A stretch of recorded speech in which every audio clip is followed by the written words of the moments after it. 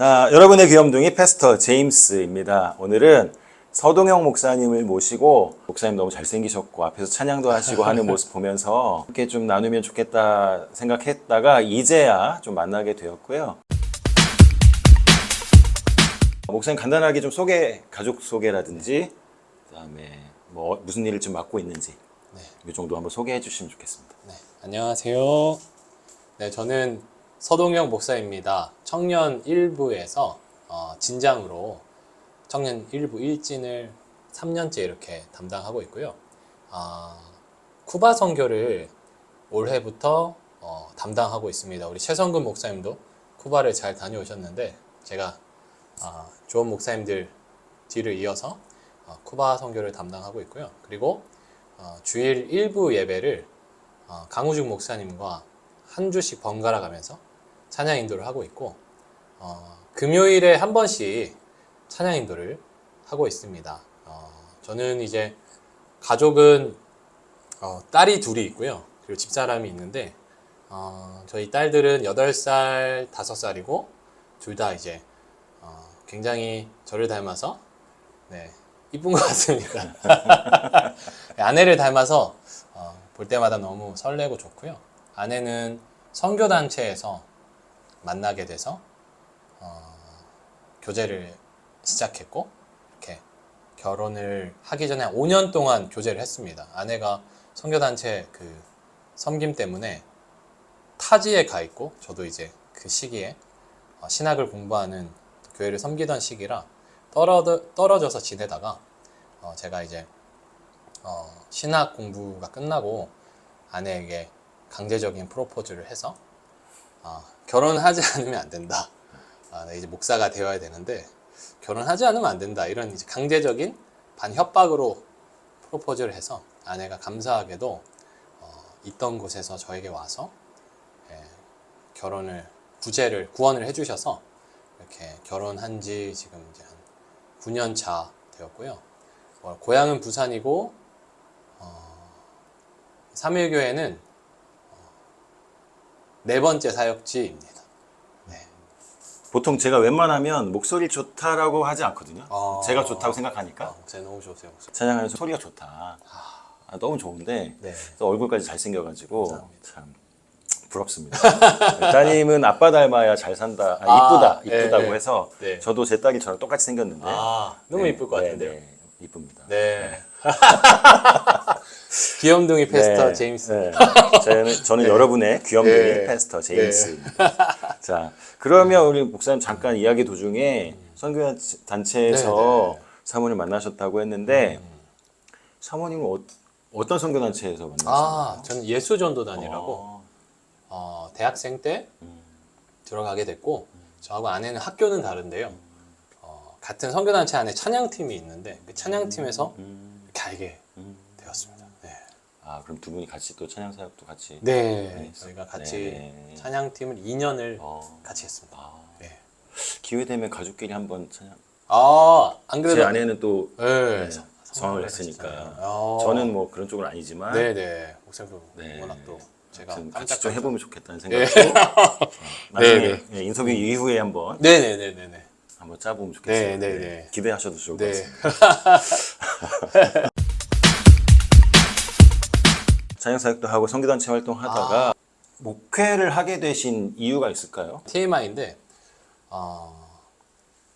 제가 중학교 1학년 때 큰아버지께서 신학을 늦게 하시고 개척교회 담임 목사님이 되셨어요. 그때 제가 5학년 때부터 그 교회를 다녔는데 중학교 1학년이 돼서 그 교회 중3 형님이 계셨는데 그분하고 대화를 하던 도중에 당시에는 이렇게 편지를 서로 주고받았는데 그 형님이 나는 꿈이 선교사인데 동혁아 너는 앞으로 뭘 하고 싶니? 묻길래 그때 잠깐 고민하다가 왠지는 아직도 기억이 안 나는데 형이 선교사하면 저는 목사가 될게요 이렇게 썼어요. 그리고 나서 한 중학교 3학년, 고등학교 1학년 때쯤에 수련회를 할 때마다 하나님께서 그 수련회 강사 목사님들 통해 가지고 이렇게 막 이야기를 하실 때 항상 이제 하나님이 무엇을 원하시는가 복음이 열방 가운데 전해져야 된다. 우리가 선교를 위해서 부름을 받았다.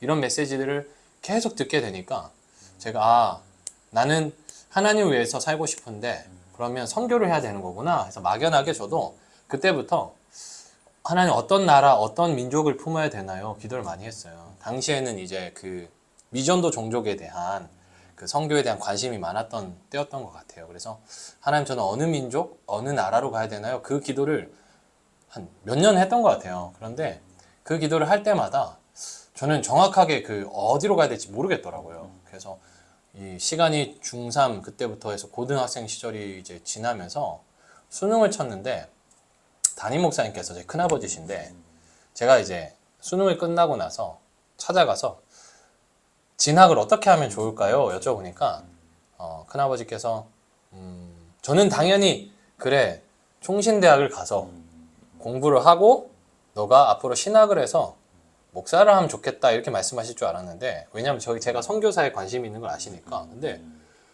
동혁아 일반 대학교를 갔다가 신학은 나중에 해라 이러시는 거예요. 그때는 그 의미를 몰랐는데 그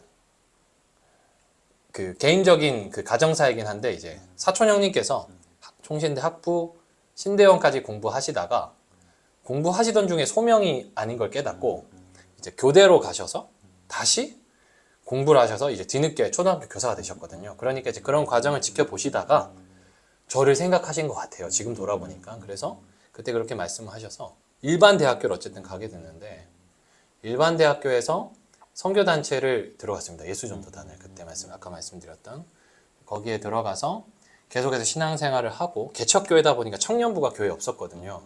그러니까 모든 신앙의 공급을 그 예수전도단에서 받다 보니까 누구보다 열심히 섬겼어요. 그래서 열심히 섬기다 보니까 늘 듣는 설교도 항상 선교, 그리고 항상 메시지의 끝은 선교였어요. 그래서 아예 저의 부르심이 나는 선교사구나 라고 생각을 했는데 어느 날 아프리카에서 오신 선교사님이 아프리카 소개를 해주시더라고요.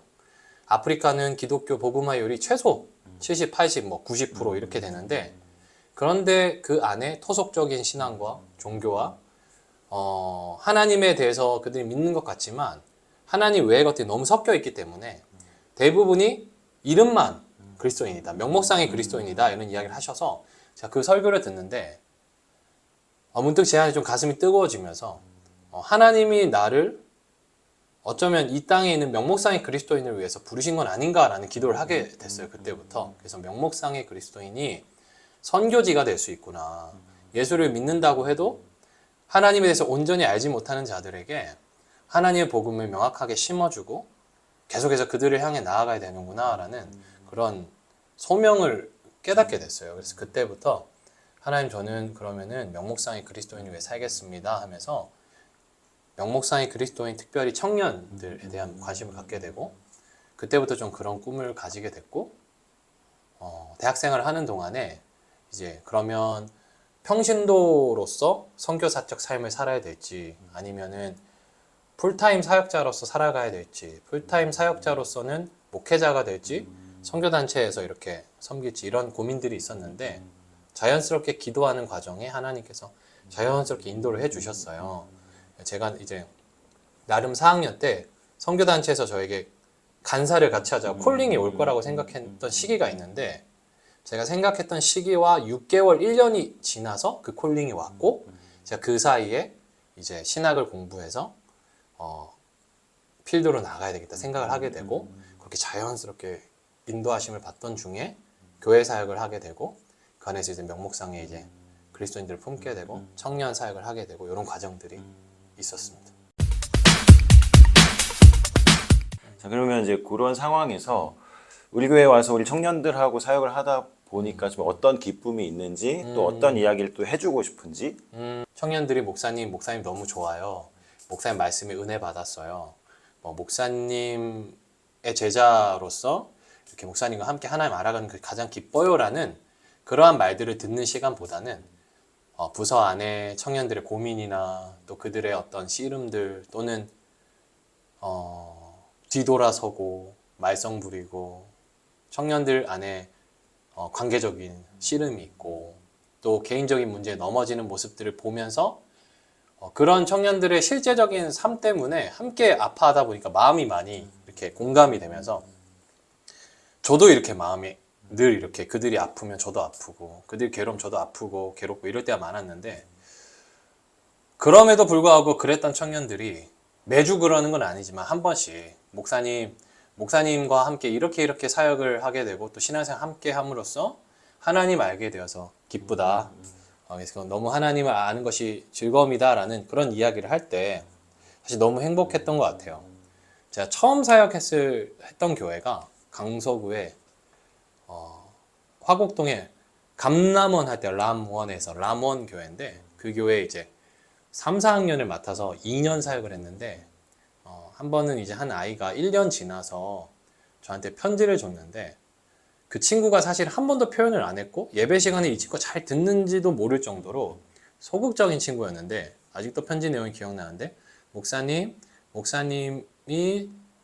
예배 시간마다 해준 말씀 듣고 예수님에 대해서 알게 되었어요 라고 이렇게 편지를 써줬어요. 그래서 그 편지를 읽고 내가 이렇게 하나님이 부르신 명목상의 그리스도인인데 내가 그렇게 살아갈 수 있구나 라는 기쁨을 누릴 때 가장 행복하고 청년들에게 해주고 싶은 이야기는 사실 저도 많이 목사이지만 많이 부족하고 많이 이렇게 걸려 넘어지지만 늘 해주고 싶은 이야기는 요셉의 삶이 그랬던 것처럼 요셉이 당장은 형님들로 인해서 구덩이에 묻히고 그 미래를 알 수 없었을 때 너무나도 막연했지만 그가 그럼에도 불구하고 순간순간마다 하나님 앞에서 살아갔던 것처럼 그랬을 때 그가 나중에 고백할 때 하나님이 나를 이곳에 보내셨다 고백하는 것처럼 우리의 인생이 당장은 눈앞이 흐리고 제대로 뭔가 알 수 없어서 답답하고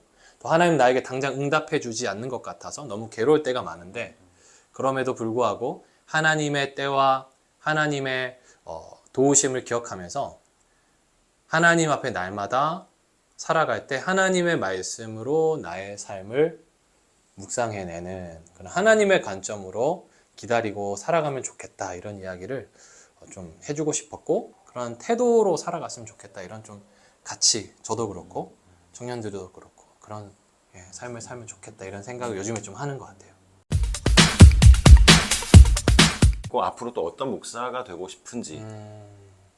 감사하게 제가 이제 목사님과 함께 우리 미시오 신학교에서 공부를 했잖아요. 그러면서 이제 저도 조금 그때 많이 인사이트, 통찰력을 얻었던 게 교회는 하나님의 복음을, 선교를 위해서 존재하고 있지만 그 선교의 대상이 멀리 있는 것이 아니고 정말 가까이에 있구나. 그리고 교회가 이렇게 저렇게 해서 그들의 마음을 얻는 것이 아니라 그들이 정말 무엇을 필요로 하는지 정말 예수님이 사람 가운데 성육신 하신 것처럼 교회가 성육신해서 그리고 함께 어울려 가면서 그 지역 안에서 주의 복음을 전해야 된다라는 것에 대한 가치들을 계속해서 얼마나 그게 중요한지 배우게 되면서 저의 그 고민은 그런 부분의 고민은 어떻게 하면 일상의 삶 속에서 사람들과 접점을 찾고 복음을 전할 수 있을까 이거에 대해서 고민을 많이 하고 있고 실제로 저희 그 공동체 일청일진도 청년들과 함께 올 한 해 동안 계속해서 그런 부분을 많이 나누고 있거든요. 그래서 저희 앞으로의 목회도 저는 그 지역 사회 내에서 이웃들과 함께하는 그래서 함께 울고 함께 웃고 주의 복음으로 함께하되 그들에게 복음이 정말 실제적인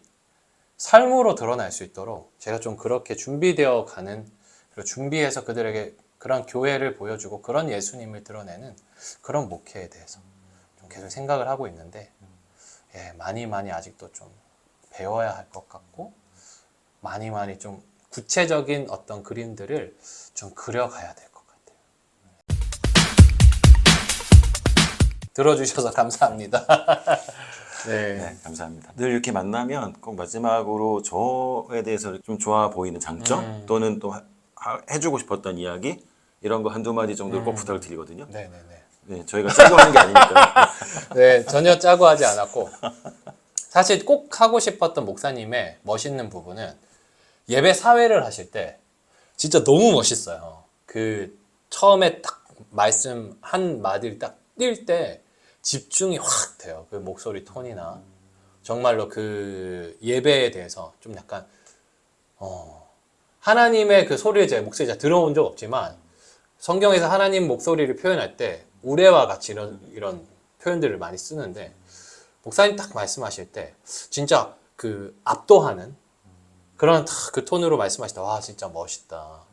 네, 이런 부분. 전혀 그런 소리 들어본 적이 저는 진짜 꼭 늘 그렇게 생각했거든요. 그래서 그런 부분 그리고 목사님의 이미지가 처음부터 되게 딱 그 뭐랄까요 좋은 포스가 있으세요. 좋은 포스. 예. 그러니까는 막 사람이 가벼워 보이지 않고 딱 근엄하고 그게 근데 좋은 포스 있잖아요. 막 다가가기 힘들어서 불편 이게 아니라 죄송합니다 형님 이 목사님 딱 진짜 이 목사로서 좀 좋은 부분이 있으시다 이런 부분에 있어서 그래서 그 부분을 꼭 말씀드리고 싶었고 예. 말씀 전하고 네네, 싶었습니다. 감사합니다. 네네네. 네. 서동영 목사님하고 또 이야기 나누는 시간을 좀 가졌는데요.